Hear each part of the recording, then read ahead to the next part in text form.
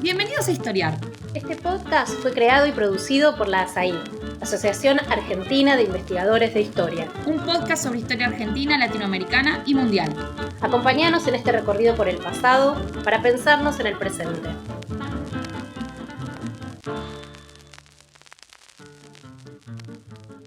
Bienvenidos a Historiar. Soy Martín Marimón, historiador dedicado a temas de arquitectura, vivienda y vivienda social. Y tengo el gusto de haber sido invitado hoy para entrevistar a Anaí Valent. Anaí Valent es arquitecta, es historiadora, es graduada en arquitectura por la Universidad Nacional de La Plata en 1981, es doctora en historia, es investigadora independiente del CONICET y profesora honoraria en la Universidad Nacional de Quilmes. En la Universidad de Quilmes ella es miembro del Instituto de Estudios de Ciencia y la Tecnología y del Centro de Historia Intelectual, y también integra y ha dirigido el laboratorio Espacio, Tecnología y Cultura. Y desde 2022 dirige la colección Las ciudades y las ideas en la editorial de esa misma casa universitaria. Ella ha investigado y ha publicado mucho sobre diversas líneas de interés, centradas sobre todo en la historia de la arquitectura, del urbanismo y del territorio en el siglo XX, también sobre las políticas públicas de vivienda y de obras públicas y sobre las relaciones entre técnica y política. Hay muchos libros, muchos artículos que ella ha escrito sobre estos temas. Varios de esos artículos fueron reunidos en un libro publicado en 2014 con Jorge Liernur, La casa y la multitud, y también ha escrito un libro muy clásico sobre el tema de la arquitectura del peronismo, que se llama Las huellas de la política, del año 2005. Así que bueno, va a ser un gusto. Hola, Anaí. Y bueno, vamos a conversar un poco sobre algunos de estos temas. Si te parece, podemos empezar con una primera pregunta muy general, que es, ¿qué es para vos hacer historia de la arquitectura? ¿Cómo has pensado vos esta disciplina, esta subdisciplina? ¿Qué autores, qué ideas, qué teorías te influenciaron? También si nos querés contar algo sobre tu propia trayectoria. Un poco lo que vos quieras. Bueno, muchísimas gracias, Martín, y gracias también a Asaí por esta invitación que, por supuesto, me encanta. Voy entonces a lo que me preguntas, Martín. Hay muchas formas de hacer historia de la arquitectura, por supuesto. Hay modalidades tradicionales, digo tradicionales porque se desarrollan desde hace mucho tiempo, ligadas a la historia más estética y estilística de la arquitectura y centradas en obras consideradas relevantes para la propia disciplina arquitectónica, ¿no? O sea, una historia de grandes obras, según el canon de los arquitectos, por supuesto. Una historia interna de la arquitectura, más vinculada a los paradigmas tradicionales de la historia del arte. No es eso lo que yo hago, por el contrario, aspiro a conectar la arquitectura con otros campos y con otros sujetos del mundo social, ¿no? Descentrarla, digamos, abrirla, descentrarla. La historia de la vivienda, que es lo que en gran medida he trabajado, bueno, es eso, es buscar o mirar un producto material que recoge aportes múltiples, políticas públicas, condicionantes urbanos o territoriales, decisiones sociales, cálculos económicos, etc. Donde los arquitectos no son ni mucho menos los únicos protagonistas. Dentro de los técnicos de la edilicia hay muchísimos técnicos de la edilicia, ¿no? Más aún, la vivienda permite prescindir de todos ellos, porque puede autoconstruirse inclusive. Bueno, a todo esto se enfrenta la historia de la vivienda a una idea de arquitectura más compleja, tal vez, socialmente más compleja, y a una disciplina más débil que la que estudia la historia de las obras maestras. Entonces, inclusive yo, más que hablar de arquitectura, prefiero hablar de espacios del habitar, ¿no?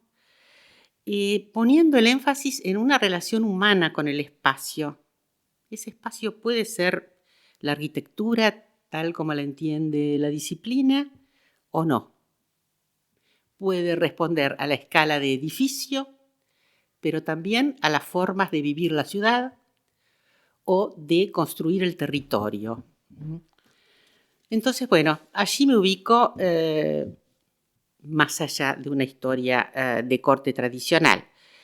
Y aspiro a trabajar desde una perspectiva cultural de la arquitectura. ¿Qué quiero decir con cultural? Bueno, cultural en dos sentidos. En parte, no atender solo a los objetos materiales y a sus características técnicas, sino también, por ejemplo, a sus representaciones o a sus imágenes. Para poner un ejemplo, bueno, me interesa la arquitectura no solo construida, vivida, sino cuando aparece en una postal, por ejemplo. La arquitectura representada. Eso también para mí es arquitectura. Por un lado. Por otro, cultural, porque trato de estudiar las prácticas, los usos, las acciones que la arquitectura alberga, que favorece o que inhibe según cuál sea su disposición. Y esto, por supuesto, bueno, es muy importante para el espacio doméstico, ¿no? En donde vemos qué nos deja hacer la arquitectura y qué nos impulsa a hacer, qué nos inhibe, qué nos falta. Bien, ¿te parece que si querés, entonces podemos meternos en algunos temas como específicos para ir contando un poco de algunas temáticas? Y en ese sentido, aunque bueno, recién mencionamos, y también entre tus libros mencionamos tus investigaciones sobre el peronismo, podemos también pensar en un tiempo anterior, ¿no? Y me gustaría preguntarte en ese sentido, bueno, digamos, ¿cómo es hacer historia de la vivienda en la Argentina? ¿Cuándo surgió la vivienda pensada como un problema público general en nuestro país? ¿Qué iniciativas hubo? ¿Qué planteos hubo justamente antes del peronismo, ¿no? Y justamente un poco como venías diciendo, ¿con qué otros temas vino conectada, ¿no? También la cuestión de la vivienda. Si querés podemos avanzar por ese lado. Muy bien. Sí, me gusta que plantees, en primer lugar, qué pasa antes del peronismo, ¿no? Porque ese es para la historia de las políticas de vivienda, es un periodo que tradicionalmente se consideró como antecedentes, ¿no? Es decir, bueno, cuestiones aisladas donde el Estado estaba ausente, que sirvieron simplemente como precedente de lo que es realmente importante en las políticas de vivienda, que es la acción del peronismo con la intervención masiva del Estado de allí en adelante. O sea, como si el peronismo de los 40 y 50 fuera el inicio de las políticas de vivienda, digamos, en Argentina. Exactamente. Esa es una idea que está en estudios. Instalada, digamos. Sí, instalada y que se mantiene todavía en muchos casos. Y bueno, afortunadamente hay perspectivas, ¿no? En ese sentido yo acompañé a Liernur, que fue el primero que empezó trabajando en ese sentido, de rever ese periodo anterior y ver su carácter sustantivo, no solo este carácter de simplemente de antecedente o de clima previo. Porque en realidad, bueno, el tema de la vivienda en ese periodo anterior, diríamos, desde las últimas décadas del siglo XIX hasta los años 40, que llega al poder el peronismo, es un periodo en donde se habla y se discute muchísimo públicamente sobre vivienda. Sobre vivienda popular, sobre vivienda moderna, y en donde se construye públicamente lo que se llamaba en esa época la cuestión de la habitación. Vivienda no se usaba, es un término como de la segunda posguerra, digamos, un término más actual. Pero sí la cuestión de la habitación o la cuestión de la casa, ¿no? El contexto es el contexto de una sociedad que recibe un volumen inmigratorio muy grande, ¿no? Y donde, bueno, la casa va a ser un dispositivo de integración social, de ordenamiento social. Va a ser visto en ese sentido, no solo por políticos, también por los médicos, por reformadores sociales, etc. Así que era un elemento más en una construcción, digamos, de una sociedad nueva, homogénea, o que tenía la voluntad de ser homogénea, sobre la base de una sociedad muy diversa, ¿no? Muy diversa en términos de cultura, de procedencia, etc. Por supuesto, bueno, hay ideas que nos ayudaron a ver esto, ¿no? Para decir, bueno, ahí hay una discusión sobre la vivienda que es muy importante, que es sustantiva y que antecede al momento en el que el peronismo decide la construcción masiva. Pero lo que estamos viendo nosotros en ese periodo previo también son políticas de vivienda. Si consideramos que políticas de vivienda es toda acción del Estado sobre la vivienda, ¿no? Ahora, si pensamos que es solamente la construcción en gran escala, eso es otra cosa. Pero creo personalmente que es un error pensar que las políticas son solo construcción en gran escala. O sea, que en fines del siglo XIX tenemos dimensiones de una política de vivienda, un debate sobre la vivienda, que no necesariamente después se traducen en una construcción masiva, pero que sí son sustantivas. Exactamente. No se traducen en una construcción masiva porque la concepción liberal de la época consideraba que ese era un tema del mercado. La construcción a gran escala era una cuestión del mercado. Pero eso no significaba que el Estado se desentendía. Por un lado, proveía de servicios, ¿no? Cloacas, agua. Tuvimos, por ejemplo, una institución como Obras Sanitarias, en 1912, que es una institución estatal realmente muy temprana de producción en América Latina, de producción y distribución de agua potable para la capital. Entonces, eso era el Estado. Provisión de servicios para la vivienda, provisión de infraestructuras, parques, etc. Y también ámbito de debate o guía para los proyectos que podían construir los particulares. Proyectos que se esperaran que fueran de cierta calidad, superior a lo que producía el mercado para los sectores populares, por ejemplo, los conventillos, las casas de renta de muy poca calidad, ¿no? Es decir, que el Estado no está ausente. Uh-huh. En 1915 se funda, por ejemplo, vos lo sabés, la Comisión Nacional de Casas Baratas, se crea la Comisión Nacional de Casas Baratas. Esa no era una organización estatal que buscaba construir en gran escala.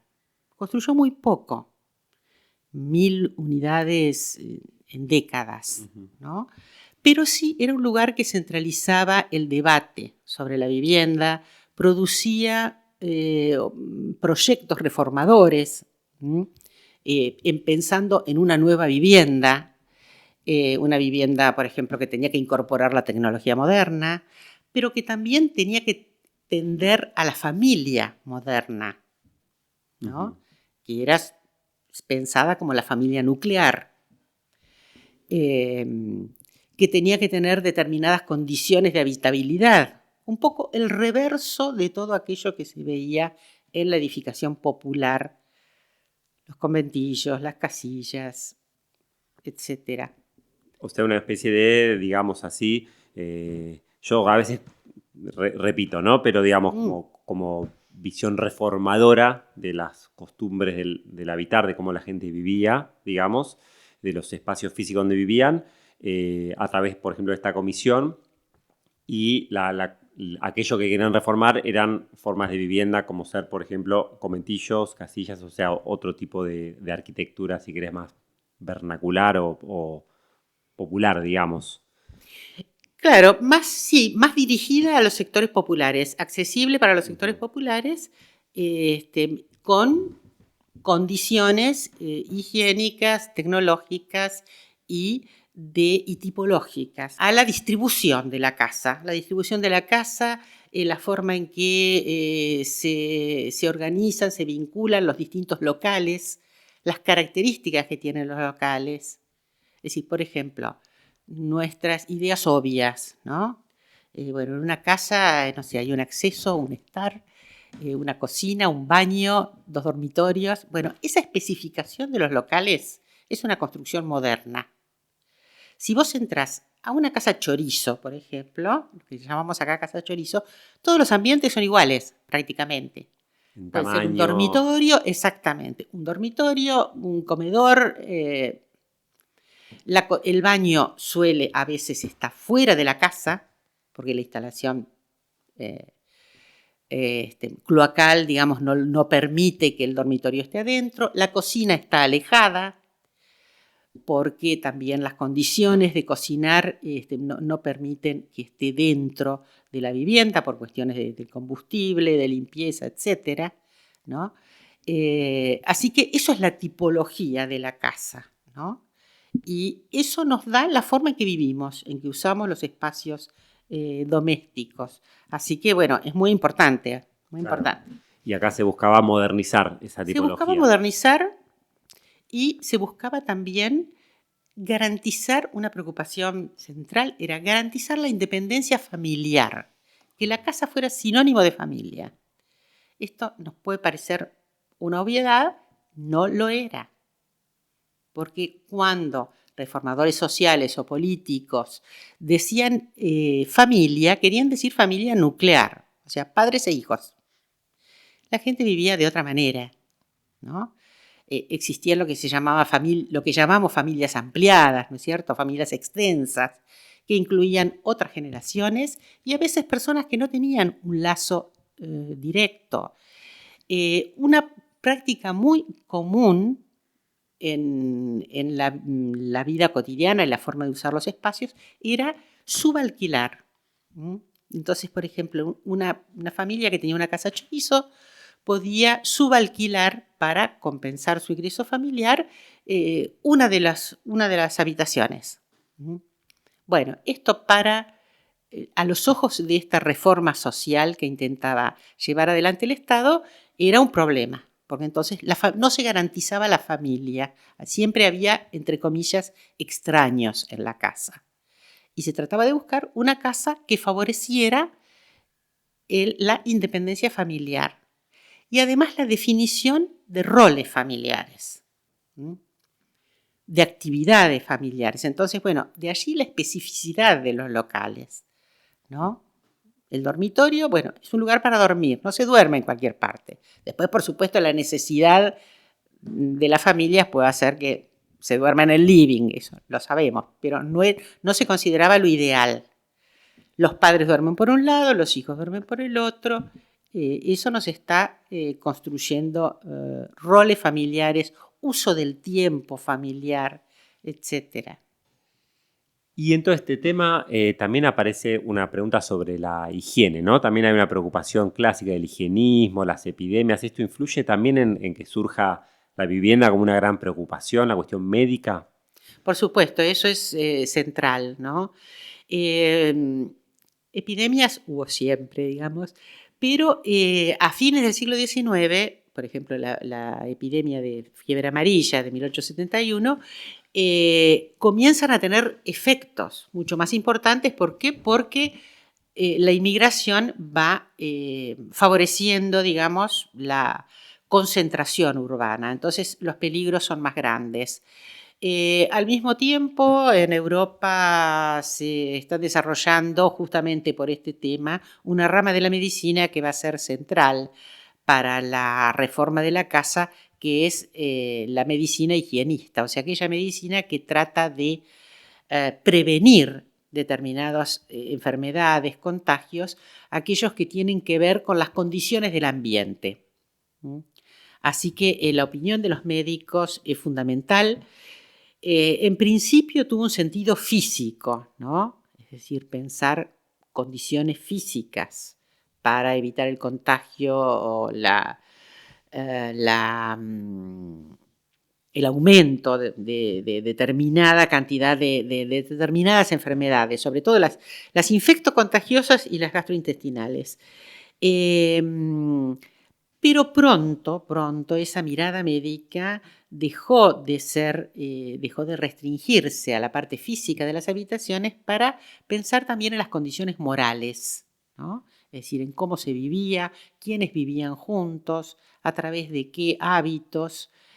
Así que hay una higiene también moral que fue fundamental para pensar la reforma de la casa, ¿no? O sea, la casa tenía que cambiar en lo físico, pero también en las prácticas que albergaba. Claro, y ahí se pasa esta visión reformista que veníamos diciendo, ¿no? Claro, La donde reforma del habitar.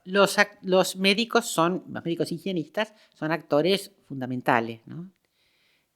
Pero hay otros también, hay asistentes sociales, hay grupos religiosos, hay grupos políticos o fuerzas políticas, están los propios funcionarios estatales, que por ahí tienen una visión distinta. Es un panorama muy, muy complejo, ¿no? Y con un debate, vos lo conocés bien por tu trabajo, bien sofisticado. Y te hago dos preguntas sobre todos estos temas. Una es muy simple, que es como más o menos la precisión de qué cronología, de qué época estamos hablando. Y la segunda es, estos reformadores de los que estamos hablando, ¿solo era el Estado la única agencia que se estaba ocupando de estas cuestiones? ¿Había otras agencias relacionadas con, no sé, cooperativas, iglesias, algún otro ámbito en el cual se estaba gestando esta reforma, digamos, del habitar de la cual estamos hablando? Claro, a ver, estamos hablando de un periodo que va más o menos entre 1880, 1940, pero yo diría que ya en los 30 cambian las preocupaciones. Te diría, a ver, 1880, 1930, ahí está este periodo dominado por el debate sobre el habitar. O sea, el ciclo de la inmigración y el crecimiento de la ciudad. Exactamente, claro, claro. Hay otros actores y realmente el panorama de producción de la vivienda tiene un carácter mucho más societal que el que nosotros vemos durante el peronismo, por ejemplo. Entonces, bueno, sí, hay múltiples instituciones trabajando, instituciones o emprendimientos, desde emprendimientos patronales, por ejemplo, industrias que construyen vivienda para su personal, emprendimientos de la Iglesia Católica, ¿no? Que después de la encíclica, esto a nivel mundial, no solamente en Argentina, pero fue muy fuerte en Argentina.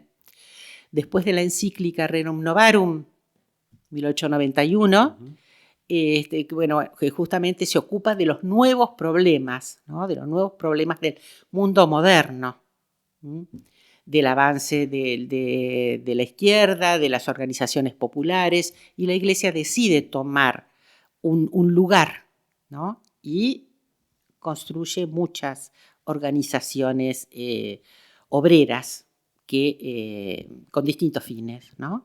Los sindicatos católicos, por ejemplo, los círculos de obreros, y también promueve la vivienda. Entonces hay distintos emprendimientos católicos que son muy fuertes. Además hay muchos arquitectos vinculados a la Iglesia Católica, o sea que estas ideas llegan a los arquitectos también. Hay cooperativas, ¿no? Sobre todo, bueno, la cooperativa más importante y que en ese momento tuvo un rol muy relevante, que es el Hogar Obrero, ¿no? La cooperativa fundada por dirigentes del Partido Socialista, por Juan B. Justo, sobre todo en 1905, que empezó como una cooperativa de vivienda en un momento de malestar con respecto a la vivienda, porque la vivienda en general a lo largo de la historia es como que tiene picos de malestar, ¿no? Hay momentos, bueno, vos has estudiado picos de malestar después de la Primera Guerra, por ejemplo, pero en las primeras décadas del siglo XX había un malestar muy grande con respecto a los alquileres. Desde el mundo popular no había un reclamo de una nueva vivienda, una nueva tipología, sino que el reclamo era que los alquileres se pudieran pagar, ¿no? Y, bueno, hubo aumentos muy grandes que llevaron a movilizaciones populares como las huelgas de inquilinos, o sea, negarse a pagar el alquiler. Que como todas las huelgas de inquilinos, hubo muchas, no vienen de España y en otros países de América Latina también hubo huelgas de inquilinos, pero bueno, como todas las huelgas de consumidores son problemáticas de sostener en el tiempo. Frente a eso, el Partido Socialista, Juan B. Justo sobre todo, propusieron otra cosa, que es buscar una forma de organización popular que produjera viviendas. La cooperativa del Hogar Obrero. Después se sumó la cooperativa de consumo, o sea, construyeron un programa cooperativo muy sólido que que tiene una producción bien interesante en este periodo. Bueno, si te parece, podemos pasar a una pequeña pausa y en un ratito retornamos. Perfecto. Este es el podcast de ASAIG, la Asociación Argentina de Investigadores en Historia. Te invitamos a asociarte y a seguirnos en las redes, en Twitter, en Facebook e Instagram. Toda la información sobre la asociación la puedes encontrar en nuestra página asaig.org.ar. Te esperamos todos los sábados con un nuevo episodio de Historiar, sobre los grandes temas de nuestro pasado, abordados por especialistas e historiadores profesionales de manera cordial pero rigurosa. Seguimos con nuestro episodio de hoy. Bueno, bienvenidos de nuevo. Estamos en este episodio de Historiar, entrevistando a la historiadora Anaí Valent, dialogando sobre temas de historia de la arquitectura y de la vivienda. Así que podemos continuar con un tema muy importante que vos has estudiado mucho, que fue la cuestión de cómo fue la arquitectura y cómo fue la vivienda en la época del peronismo. ¿Qué impacto tuvo el peronismo clásico, digamos, de 1946 a 1955, los primeros gobiernos de Perón? ¿Qué impacto tuvo en las políticas de vivienda? Si hubo cambios también en el plano de, por ejemplo, la gestión de la ciudad, del territorio. Lo que vos nos quieras contar sobre la investigación que vos en su momento publicaste como libro de Las huellas de la política sobre este tema.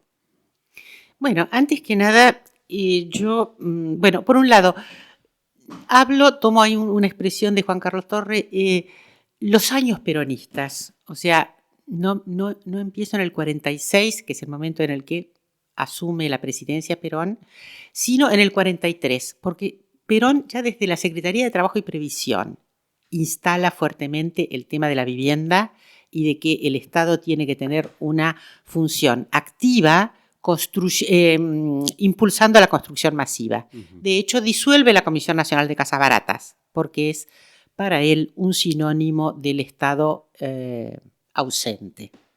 No era así, pero bueno, se interpretaba de esa manera. Eso por un lado, me parece que es importante. Y por otro lado, acá diferenciaría arquitectura y vivienda, porque me parece que están regidos por dos lógicas distintas, ¿no? Voy a la vivienda para que se relacione con lo anterior.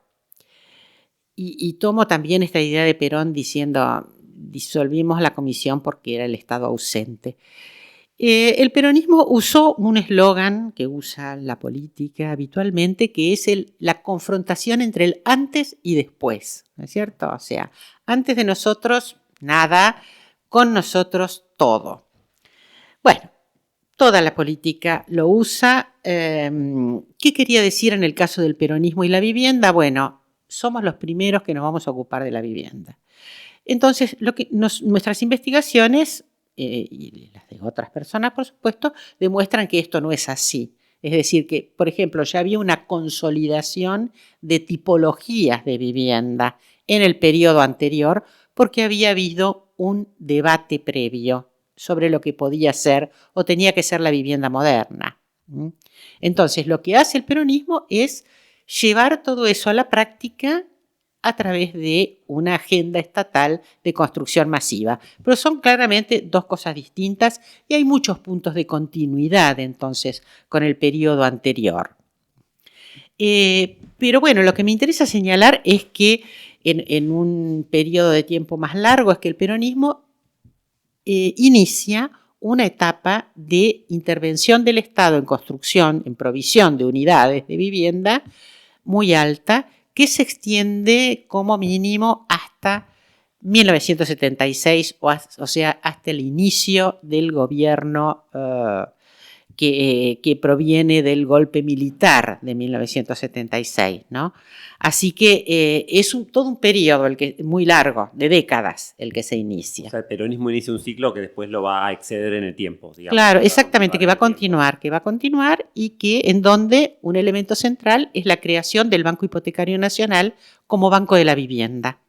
El Banco Hipotecario ya existía antes del peronismo. Lo que hace el peronismo es cambiar sus estatutos como para que tuviera en el centro la vivienda popular y no otro tipo de operaciones con hipoteca inmobiliarias como tenía hasta ese momento. El peronismo produjo también una legislación muy importante sobre vivienda. Una fue el congelamiento de alquileres, que tenía un antecedente que vos conoces muy bien. De los radicales. Claro, exactamente. El congelamiento de Irigoyen. Pero bueno, en 1943, en cuanto asume el gobierno revolucionario, después del golpe de Estado del 43, congelan los alquileres, una medida muy popular, por supuesto, que se extiende durante todo el peronismo en un periodo inflacionario. Uh-huh. Entonces allí con los años se va haciendo un desfasaje terrible del cual después no hay forma de salir, ¿no? Y se va saliendo muy lentamente en la década del 60, pero realmente se crea un tema complejo, pero bueno, en su momento fue una medida muy popular. Y la otra, que parece como una contrapartida del congelamiento de alquileres, fue la sanción de la Ley de Propiedad Horizontal en 1948.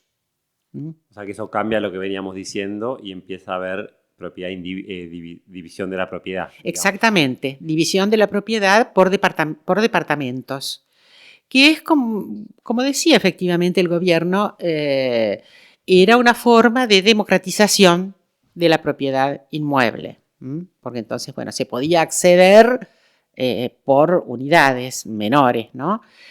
Así que esa fue una medida muy importante. Argentina estaba muy atrasada porque prácticamente todos los países, no digo todos los países del mundo, pero muchos países tenían algún tipo de ley de propiedad horizontal y Argentina estaba muy quedada en ese sentido, muy atrás.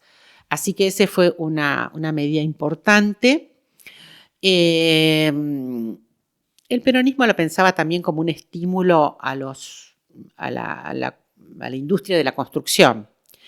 No fue tan así, por lo menos no en Buenos Aires, porque había restricciones, había precios máximos y restricciones entonces a los valores a los que se podían vender los departamentos. Entonces, para la industria no fue un negocio muy convincente, para la industria de la construcción, digo, pero sí produjo esta democratización de la propiedad por venta de unidades. Muchas unidades colectivas fueron compradas a través de créditos oficiales. Así que fue una medida realmente muy importante. O sea que por un lado se congelaron alquileres, por otro lado se permitió la venta de departamentos sueltos y como decíamos el banco hipotecario otorgaba créditos para esa compra de departamentos, digamos. Exactamente. Y después el peronismo, bueno, pensando en la imaginación popular, dos capas para agregarle a lo que estamos charlando. Uno siempre imagina el peronismo construyendo vivienda, cómo fueron esos conjuntos que se construyeron y después otra asociación muy fuerte es la de peronismo con el chalet californiano, la casita peronista que está muy instalada en el imaginario social. No sé si nos querés contar algo sobre esas dos cuestiones, la construcción por parte del peronismo y qué estilos arquitectónicos predominaron en esa época. Bueno, sí, es un tema muy importante. Por un lado, todos esos grandes conjuntos que todos los que tenemos cierta edad o los que miramos un poco la historia y su presencia en las ciudades, esos grandes conjuntos en realidad son del primer gobierno de Perón, o del primer plan quinquenal, fueron proyectados más o menos entre 1943 y 1948.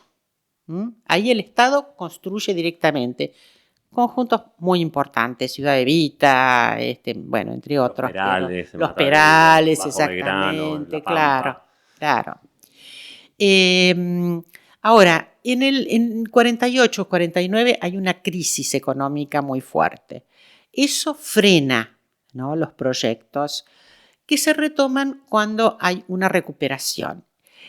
eso tiene más que ver ya con el segundo plan quinquenal o con el segundo periodo de gobierno de Perón, en donde la idea es no construir directamente, sino a través de mecanismos indirectos, o sea, dando créditos.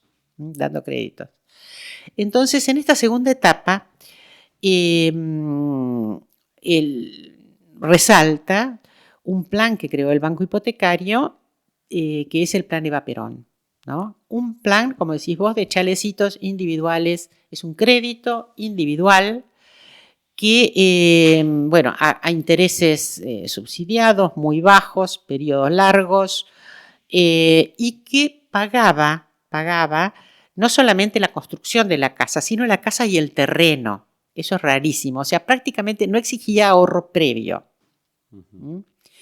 Y además el banco te proveía de una carpeta técnica, ¿no? Con el proyecto de vivienda individual, una vivienda tipo chalet, como vos decís, que vos la seguís con un constructor, digamos, solo en ese caso el banco te aprueba los desembolsos y ni siquiera necesitas un arquitecto o un constructor que te firme los planos. Un manual. Un manual, exactamente. Eso tuvo un alcance enorme. Un alcance porque además el Banco Hipotecario tenía sucursales en todo el país. Eso funcionaba muy bien realmente. Y tuvo, sí, un alcance social muy grande. Podemos hacer críticas en lo urbano o en lo urbanístico, ¿no? Porque eran viviendas individuales, ¿no es cierto? No había, digamos, ahí una indicación estatal sobre cómo tenían que ser los loteos, sobre cómo tenían que ser las manzanas, cómo se agrupaban las viviendas. No, era una casa individual en un lote individual también. Pero desde el punto de vista social eso fue importantísimo, ¿no? Y por supuesto difundió esta idea del chalecito, que ya venía, que es una idea de la década del 30, una idea, o de los 20 también, ese californiano, ¿no? Ese estilo californiano, y que se asociaba a la vivienda de los sectores medios, las casas de Mar del Plata, por ejemplo, ¿no? El peronismo lo lleva a la vivienda popular, y eso es lo que queda asociado.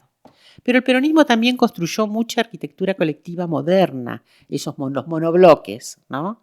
Hay conjuntos realmente muy importantes, de mucha calidad, pero es como que en el imaginario quedó esa imagen del chalecito peronista como la redistribución, digamos, de riqueza que propiciaba el peronismo. Y de hecho en la propaganda es la imagen que prima, ¿no? Como esa imagen de una edad de oro, digamos, ¿no? De bienestar. De nuestros ¿no? años felices para el mundo popular. Claro. Sí. Y de la mano de estas otras intervenciones, de los monoblogs, etcétera, también hubo, digamos, intervenciones más de tipo urbano importantes, o había una cierta cuestión de, digamos, porque los chalets mencionabas que era como muy autónomo, que cada constructor se lo hacía, pero al mismo tiempo, tal vez con los monoblogs hay cierta idea de reforma urbana con el peronismo, o no tanto. Hubo propuestas de reforma urbana, como por ejemplo la del Plan de Buenos Aires, ¿no? Que se proponía transformar la ciudad a largo plazo. Pero esa fue una idea, digamos, de equipos técnicos de la Municipalidad de Buenos Aires que la política nunca apoyó de manera demasiado decidida, ¿no? Así que en realidad tuvieron un alcance limitado. Tuvo, mayor alcance esta política de llevar vivienda a distintos lugares del país a través de planes como el Banco Hipotecario, como el Plan Eva Perón, o a través de conjuntos de viviendas que también se construyeron en las provincias. Pues yo estoy hablando del Estado Nacional, pero los estados provinciales también construían, ¿no? Y además hay un vínculo muy fuerte, como decís vos, entre vivienda, arquitectura y ciudad. Uno de los proyectos que por supuesto me llamaron la atención y que tuve que estudiar fue Ciudad Evita, ¿no? que fue uno de los conjuntos más grandes, por lo menos proyectados. Ahora, cuando empecé a estudiarlo, vi que eso estaba inscripto dentro de una operación territorial del peronismo que era mucho mayor y que era la que se originó en la construcción del aeropuerto de Seiza, que hizo el Ministerio de Obras Públicas. Y entonces allí hubo obras de forestación, se construyó la primera autopista argentina, o sea, una operación enorme, una expropiación de terrenos enorme alrededor del río Matanza, que, bueno, todavía hoy funciona como reserva verde para el Gran Buenos Aires. Entonces, bueno, allí un poco contra mi voluntad, cuando estaba haciendo los estudios, vi que no podía quedarme solamente en la política de vivienda, ¿no? Sino que tenía que ver la relación con la arquitectura, porque la vivienda estaba inscripta dentro de operaciones muy complejas durante el peronismo. Claro, se conectaba con otras cosas. Claro. Bueno, si te parece, podemos avanzar un poquito en el tiempo para también hablar un poquito, no sé si de la vivienda hoy, pero de la vivienda en las últimas décadas. ¿Qué pasa después del peronismo? ¿Qué tipo de políticas de vivienda hubo en nuestro país? ¿Qué tipo de construcciones? ¿Qué otros temas aparecen como las villas miseria, los countries? Lo que vos nos quieras contar de cosas que has investigado, digamos, del 55 para acá. Bueno, ante todo, me parece que es muy importante destacar algo que ya dije, ¿no? Que después del peronismo, la agenda estatal de intervención sobre la vivienda no se cierra. No es que, bueno, esto era una idea del peronismo, cae el peronismo y termina.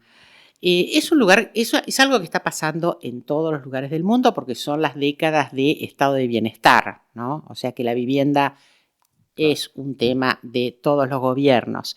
Pero bueno, sí continúa hasta, como te decía, el golpe militar de 1976, en donde también ya hay otro contexto internacional, ¿no?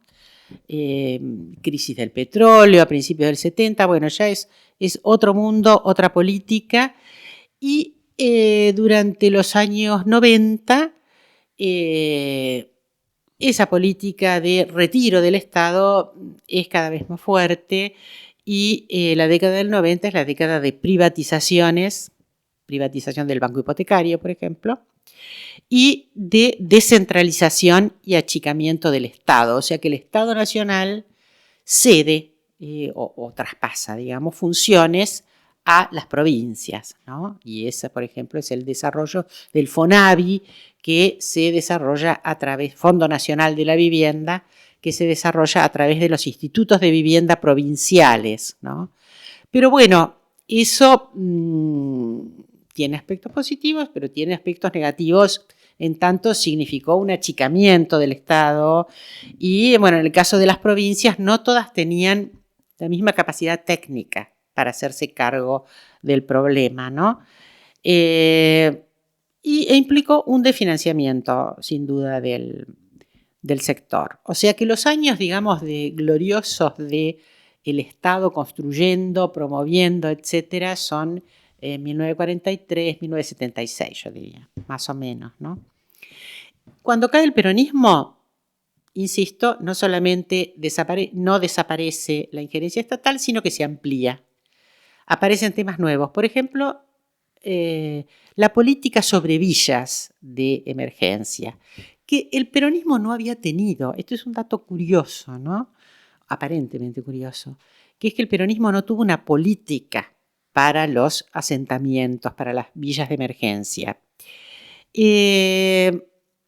No es que no hubo acciones, no es que no hubo asistencia a sus habitantes, pero no hubo una política sistemática como la que tuvo para los trabajadores asalariados o para la clase media. O sea, no era pensado como un problema específico de política pública, digamos, la villa miseria. Exactamente, claro. En gran medida yo creo que se pensaba que con las condiciones de buenos salarios, pleno empleo, etcétera, eso iba a ir desapareciendo por sí solo. Era una anomalía, digamos. Claro. económico-social que iba a ir desapareciendo, por un lado. Pero por otro lado, todas las políticas de vivienda empiezan por los sectores que requieren asistencia, pero que son en que esa asistencia es más sencilla. Es decir, es más fácil para el Estado darle vivienda a un trabajador asalariado que a una persona que no tiene recursos fijos, por ejemplo. Así que es también un poco lógico, dado que los sectores a los que se dirigía centralmente el peronismo también necesitaban asistencia para llegar a su vivienda. Claro. Y en cambio después del peronismo sí aparecen... Sí, porque este dato fue utilizado políticamente, o sea, el discurso antiperonista, bueno, lo que va a decir es el peronismo, esto fue una mentira más del peronismo porque el peronismo no se ocupó de este problema y ahora nos vamos a ocupar nosotros. Entonces, por ejemplo, en 1956 se hace el primer censo de villas de emergencia, 1957. Uh-huh. Bueno, de allí en más empiezan las acciones sobre las villas, algunas, bueno, muy, muy autoritarias y muy pobres, otras con un poco más de calidad.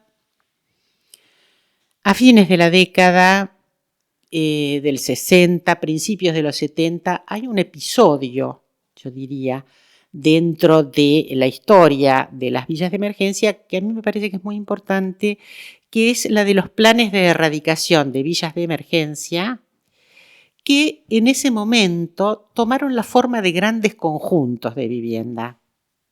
¿Cuáles? Por ejemplo, el Ciudadela, que aparece en los medios como Fuerte Apache, ¿no? Soldati, por ejemplo. Bueno, son conjuntos, Piedra Buena, por ejemplo, que se construye un poquito después, pero está dentro de la misma lógica, ¿no? Conjuntos que eran muy avanzados urbanísticamente en ese momento, que fueron producto de concursos de arquitectura, o sea, eran propuestas interesantes. Innovadoras. Innovadoras, súper innovadoras, pero que son los que a la larga, ¿no? Con el desarrollo del tiempo, son los que están en peor estado y los que no han resistido el paso del tiempo, ¿no? Están en un estado de deterioro realmente muy, muy severo. Entonces, y esos bueno, eran pensados para los habitantes de las villas miserias, como trasladar a esa población. Sí, en algunos casos parte, combinaban población, por ahí podían ser, no sé, empleados públicos, en algunos casos, estoy pensando en Soldati, con población erradicada de villas. Pero sí, un gran porcentaje era población erradicada, o sea, población que se quería sacar, ¿no es cierto?, de los terrenos que estaban ocupando de manera no legal, y para eso se les asignaba una vivienda en otra parte.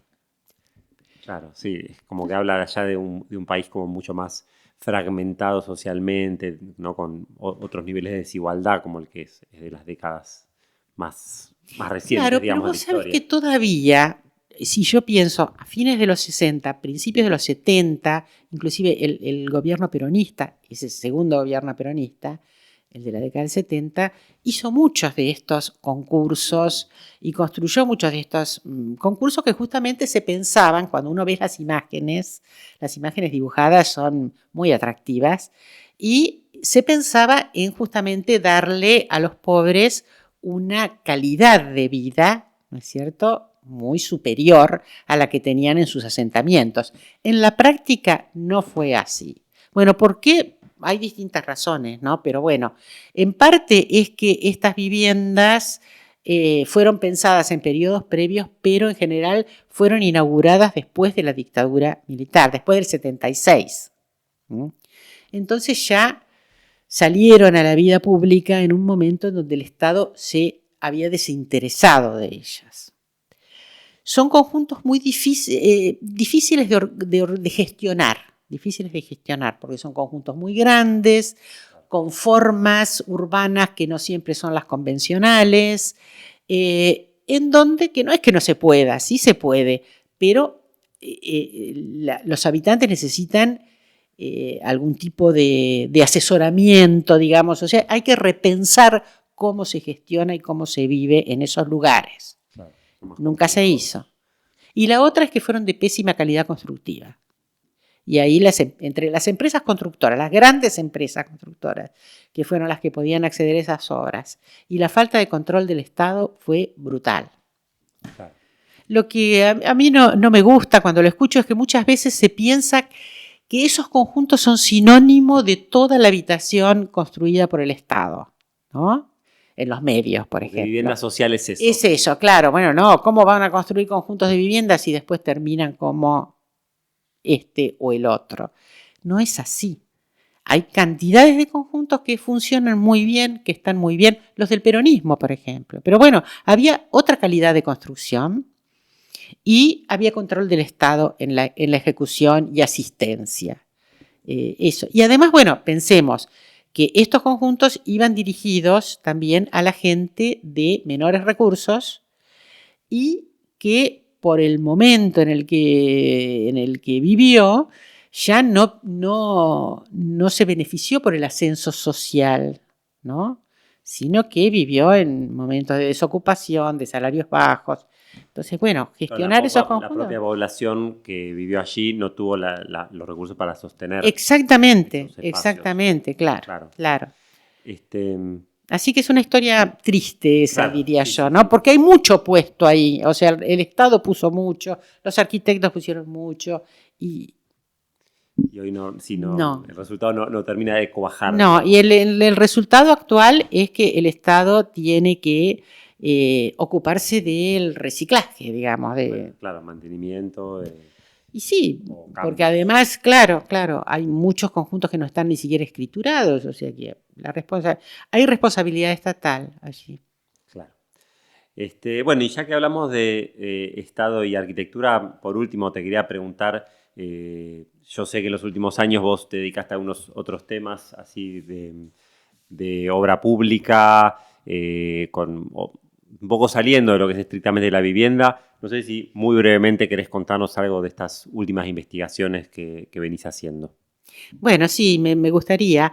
O sea, la vivienda me fue llevando para otros lugares, ¿no? Y uno de los lugares para los que me llevó es la obra pública, ¿no? No solamente la vivienda. Así, del interés por la arquitectura y por la vivienda, pasé al interés por la infraestructura. Eso ya me había pasado en Ezeiza, ¿no? Fue como un antecedente, y más tarde también me pasó con otro caso que he estudiado, que es en Córdoba, Embalse Río Tercero. Fui a conocer la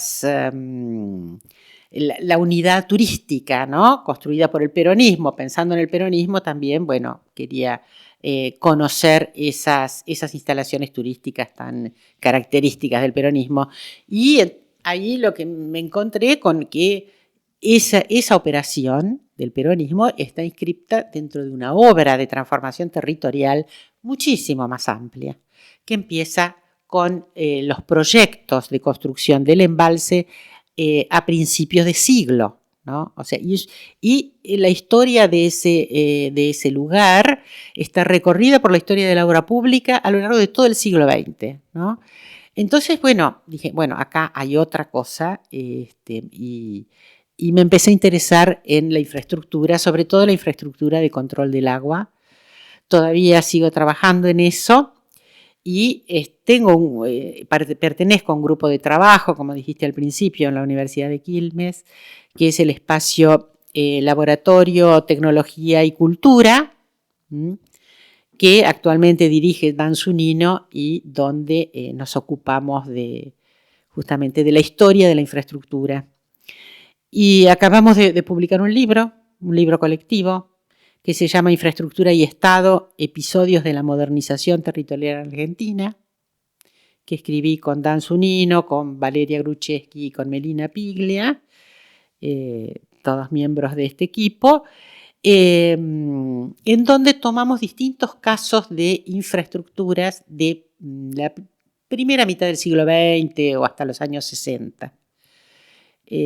tomamos, un periodo previo al peronismo en donde, había tendencias en la economía y en la política liberales, pero que no son como el liberalismo del presente, ¿no? Sino que era un liberalismo constructor del Estado. Por eso se llama infraestructura y Estado, y realmente ese florecimiento de la economía agroexportadora que tanto se celebra actualmente, por ejemplo, no hubiera sido posible si no hubiera habido una obra estatal de construcción directa o de promoción y planificación de todo lo que tiene que ver con la infraestructura de transporte, de acopio, de puertos, de cloacas, etc. Riego, electricidad. Riego, electricidad, exactamente. Claro. Exactamente. Bueno, interesante esta nueva agenda también para pensar la obra pública y el Estado en el rubro de la arquitectura. Bueno, no tenemos más tiempo, así que, gracias Anaí, fue un gusto y espero que a todos les haya también interesado nuestra conversación. Muchas gracias. Espero que sí, y muchas gracias a vos, Martín, y muchas gracias a Asaí y a todos los que nos escuchan. Hasta luego.